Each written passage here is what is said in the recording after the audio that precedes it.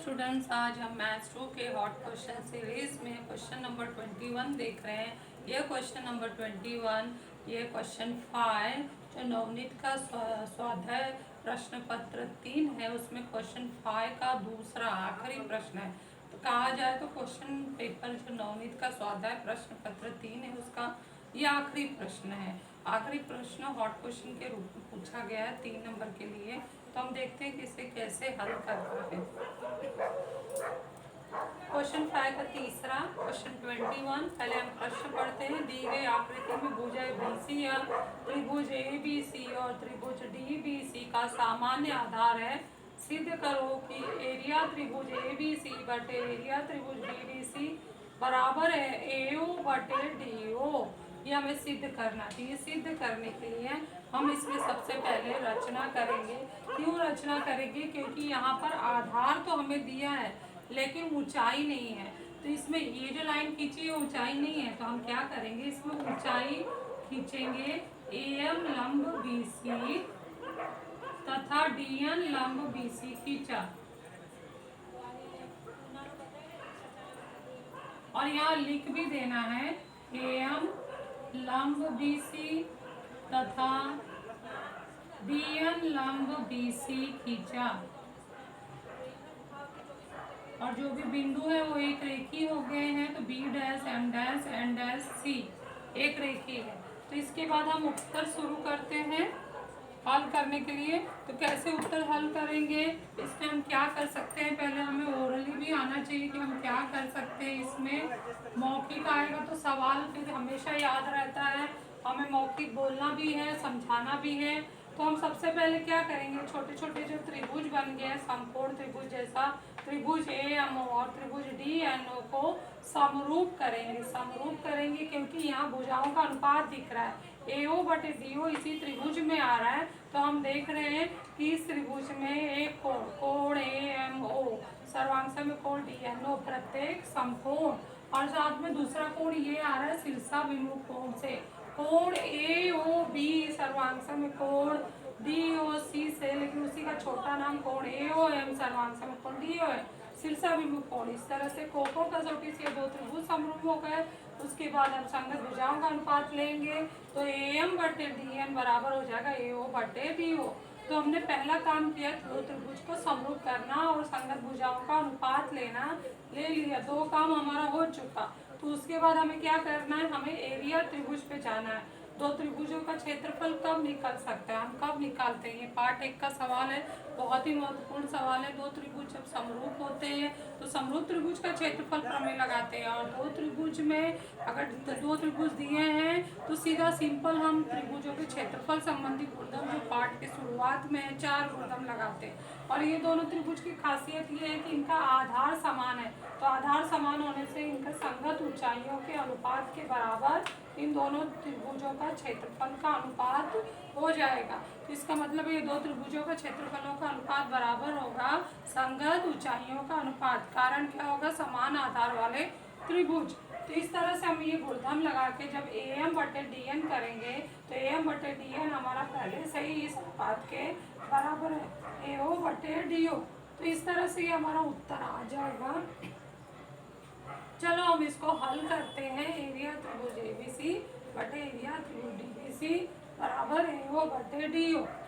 तो सबसे पहले हम क्या करेंगे, हम लंब तो डाल चुके हैं, तो इस त्रिभुज में जाएंगे समरूप करने के लिए। उससे पहले हम ये बड़ा कोण को सर्वांशम कर लेते हैं, क्योंकि ये हमारा काम का कोण है। कोण AOB सर्वांशम कोण DOC शीर्षाभिमुख कोण।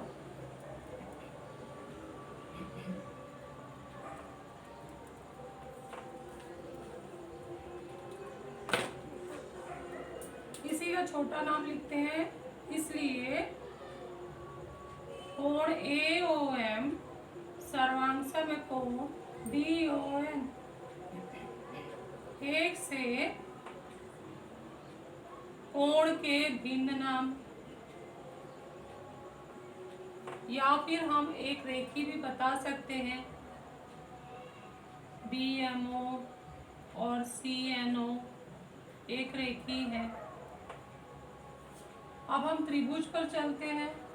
त्रिभुज AMO तथा त्रिभुज DNO में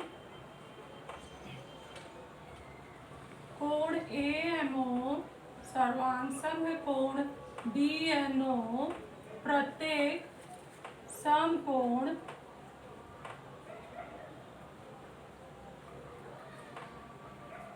और ये हमने समकोण कहाँ से लिया है? रचना से। समकोण लिया भी कहाँ है? दत्त में नहीं दिया है, रचना से है ये।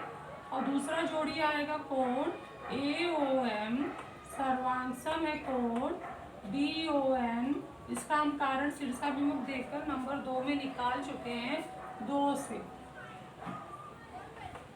इसलिए त्रिभुज AMO समरूप है त्रिभुज DNO। यहीं पर सब लोग गलती करते हैं, सर्वांगसम लिखते हुए ये भी सर्वांगसम कर देते हैं। तो करने से ये पूरा सवाल यहीं से गलत हो जाता है। तो हमें समरूप का चिन्ह लगाना है और कसौटी लिखना है को कसौटी से, समरूपता की को कसौटी से।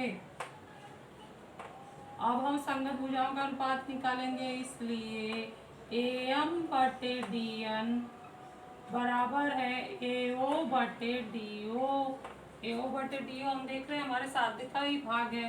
कारण लिखेंगे समरूप त्रिभुज की संगत भुजाएं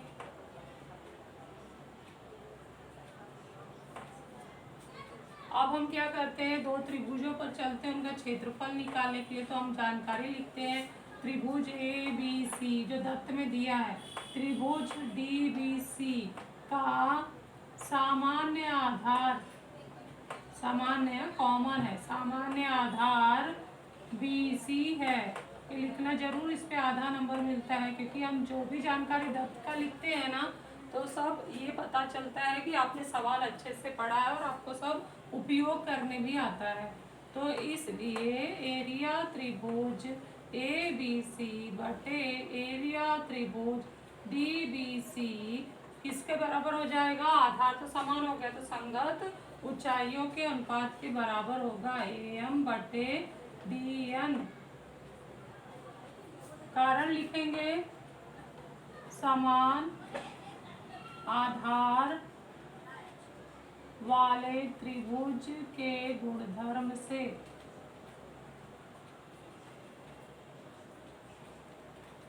6 में हमने ये लिखा है जानकारी, परंतु हम देख रहे हैं 5 में AM/DN बराबर AO/D है। इसलिए एरिया त्रिभुज ABC बटे एरिया त्रिभुज DBC बराबर है AO/DO। कारण लिखेंगे 5 और 7 से। तो इस तरह से हमारा 7 आ चुका है। बहुत ही आसान सा सवाल है और 3 नंबर में पूछा गया है। तो देखते हैं हमारा मैथ्स 2 का पेपर में जो क्वेश्चन पूछे जा रहे हैं बहुत ही आसान है, और ये बोर्ड के एक्सपेक्टेड क्वेश्चन है, इस साल के ये जरूर आएंगे, इसलिए इनका जरूर प्रैक्टिस करना।